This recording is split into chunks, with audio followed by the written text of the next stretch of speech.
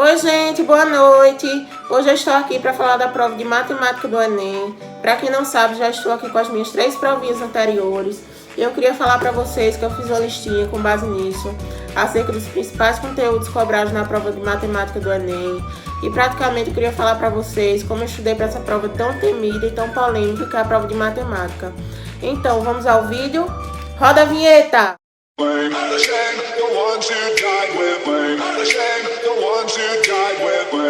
Então, gente, primeiramente eu queria falar para vocês como eu estudei para essa prova e como foi minha rotina.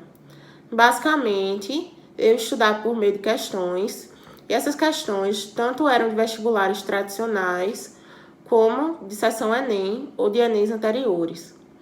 E geralmente, quando eu tinha alguma dúvida ou questionamento, eu ia para a teoria, mas eram poucas vezes, já que eu prestava bastante atenção na aula e no que o professor falava. Então, eu aplicava várias questões, tanto as que o professor passava como as questões do livro, e ia aprendendo dessa forma. Mas, para falar para vocês acerca da minha rotina, eu tinha simulados aos sábados e estudava durante a semana. Geralmente, durante a semana, eu tinha assessoria e monitoria de dúvidas à tarde. Estudava pela manhã e tinha monitoria à tarde. Mas monitoria de física, de química, de matemática. Mas eu ficava alguns dias, eu não ficava todos os dias, porque eu tinha que estudar algumas coisas, tinha prova, aí eu não tinha tanto tempo. Mas geralmente era assim que eu fazia. E para falar para vocês, eu queria começar agora dizendo quais são os principais conteúdos recorrentes na prova de matemática do Enem. Primeiramente, estudem estatística. Estatística é um conteúdo muito importante nessa prova, principalmente na área de média, moda e mediana. São conteúdos muito importantes e que vocês têm que saber de qualquer forma. Então, vou explicar cada conceito aqui para vocês e espero que vocês gostem, tá bom? Basicamente, o que é média? Média é quando a gente tem um conjunto numérico e esse conjunto ele tem uma certa quantidade de variáveis e a gente tem a soma das variáveis pela quantidade de variáveis do conjunto. E a gente vai dividir a soma pela quantidade e vai dar justamente o quociente, que é a média aritmética desse conjunto numérico, tá bom? O que seria a moda? Moda é quando a gente tem um conjunto numérico e a gente tem um termo que aparece mais frequentemente nesse conjunto. Então, seria, digamos que a gente tem um conjunto A, e esse conjunto tem os números 1, 3, 3 e 5. Qual é a moda desse conjunto? É o 3, porque o 3 aparece mais frequentemente na sequência numérica. E já a mediana é quando a gente tem um termo central da sequência numérica. Ou seja, a gente tem uma sequência par, a gente tem 2 termos centrais na sequência par, e na sequência ímpar a gente tem um termo central. Então, quando a gente tem um conjunto numérico sequência par, digamos 1, 2, 3 e 4, a gente tem o 2 e 3 como termos centrais. Lembrando que a mediana sempre tem que ser posta em ordem crescente. Então, a gente tem 2 termos centrais, o 2 e o 3, e justamente a média aritmética desses 2 termos vai dar a mediana desse conjunto numérico. Já quando a gente tem a sequência ímpar, né, 1, 2 e 3, a gente tem só uma mediana, que é o 2, né? A gente tem só um termo central, que é o 2. Mediana, a gente tem uma única mediana em todas as sequências, mas na sequência ímpar a gente só tem um termo central, que é o 2. Então, justamente, ele vai ser a mediana dessa sequência numérica. Então, basicamente, foi isso que eu tinha para falar de estatística. Frequência absoluta e frequência relativa vocês têm que estudar também, são termos muito cobrados no Enem. Eu vou falar para vocês acerca de outros conteúdos que são muito recorrentes. Análise combinatória, na parte de arranjos, permutação circular, permutação simples, permutação com repetição, combinação simples, combinação completa, são conteúdos muito recorrentes também. Funções, tanto de primeiro grau como de segundo grau, são conteúdos muito cobrados.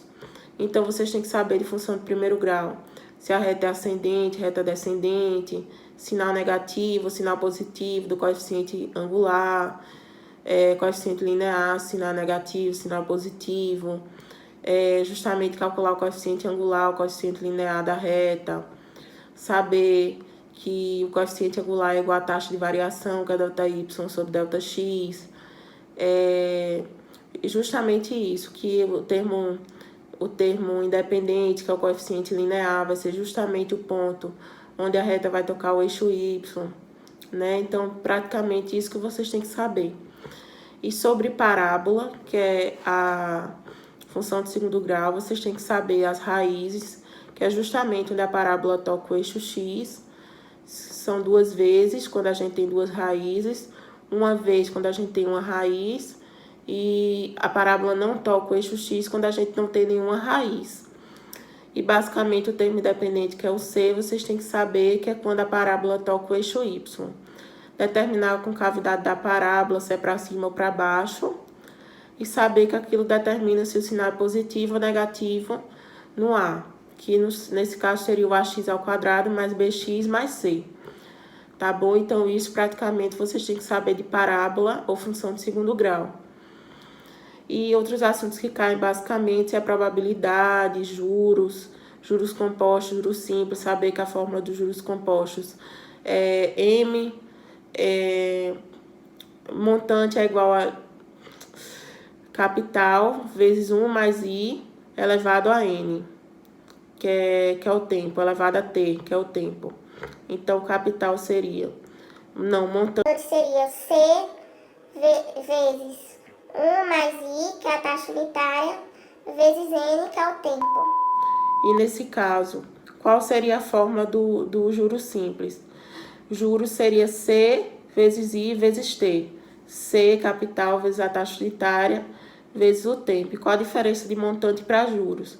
Montante é igual a juros vezes juros mais capital, e juros é montante menos capital, tá bom?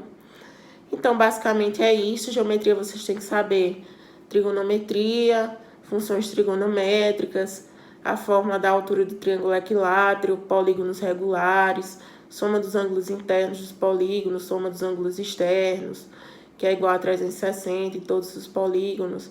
A soma dos triângulos é igual a 180, dos ângulos dos triângulos é igual a 180.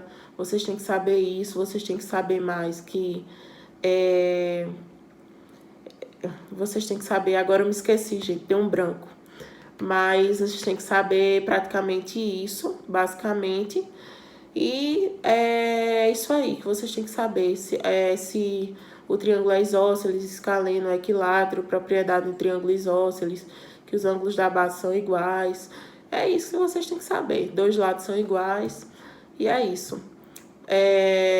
Congruência semelhança de triângulos, cai muito teorema de Tales, teorema de Pitágoras é muito cobrado também, então vocês têm que saber que é muito fácil, A ao quadrado mais B ao quadrado é igual a C ao quadrado.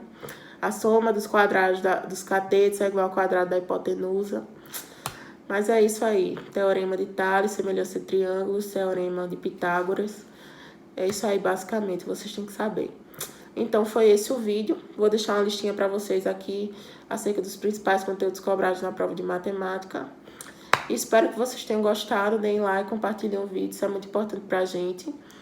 Se inscrevam no canal, gente, isso é muito importante. Vou deixar minhas redes sociais aqui pra vocês. E espero que vocês gostem, tá bom? Um beijo. E tchau, até outra oportunidade.